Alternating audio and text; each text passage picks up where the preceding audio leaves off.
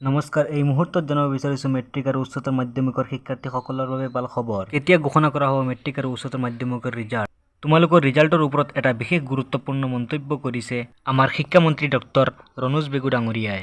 গতিকে আহাচোন কি মন্তব্য কৰিছে সম্পূৰ্ণকৈ জানো। ইয়াৰ আগতে আপোনালোকক সৰু এটা ৰিকুৱেষ্ট কৰিম, যদি আমাৰ চেনেল এতিয়ালৈকে ছাবস্ক্ৰাইব কৰা নাই তেনেহ'লে ছাবস্ক্ৰাইব কৰি ৰাখক। ছাত্ৰ-ছাত্ৰী অনুপাতে আসনৰ সংখ্যা আমাৰ কম নহয়।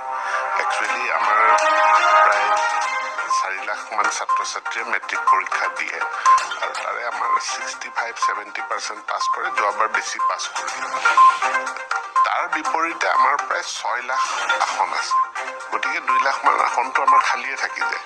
কিন্তু সমস্যাটো হৈছে সেই আসনবিলাক ক'ত ক'ত আছে। ছাত্ৰ-ছাত্ৰীসকল তেওঁলোক অলপ নগৰমুখী, তেওঁলোকে নগৰৰ বিদ্যালয়লৈ বেছিকৈ আহিব বিচাৰে, গাঁৱৰ বিদ্যালয়ত থাকিব নিবিচাৰে। সেইকাৰণে কিছুমান বিদ্যালয়ত আমাৰ আসনসমূহ থাকি যায় আৰু কিছুমান বিদ্যালয়ত নামভৰ্তি বেছি হয়। যেনেকৈ ধৰি লওক কটন ইউনিভাৰ্চিটিত এতিয়াও ক্লাছ 11-12 আছে, তাত ভিৰটো বেছি।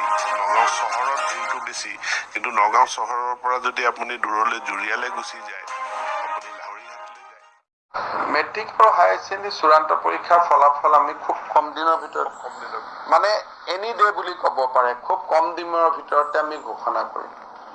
আৰু এতিয়ালৈকে আমি বানপানীৰ কাৰণে কোনো বিশেষ আমি ব্যৱস্থা আমি কেনচেল কৰা নাই।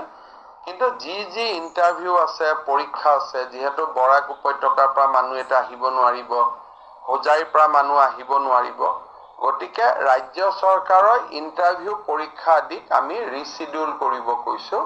কিন্তু গুণোৎসৱ ৰিচিডিউল কৰাৰ কথাটো অহা নাই, কাৰণ সেই গুণোৎসৱ জিলাবিলাকত এতিয়ালৈকে বানপানীৰ বিশেষ প্ৰভাৱ পৰা নাই, বা যদিও প্ৰভাৱ পৰিছে আমি ভাবোঁ তথাপিতো নিয়াৰিকৈ গুণোৎসৱ হৈ যাব, যিহেতু আমি এতিয়াও শ্ৰেণীসমূহ বাতিল কৰা নাই। কিন্তু পৰীক্ষাসমূহ আমি য'ত পৰীক্ষা আছে তেওঁলোকক আমি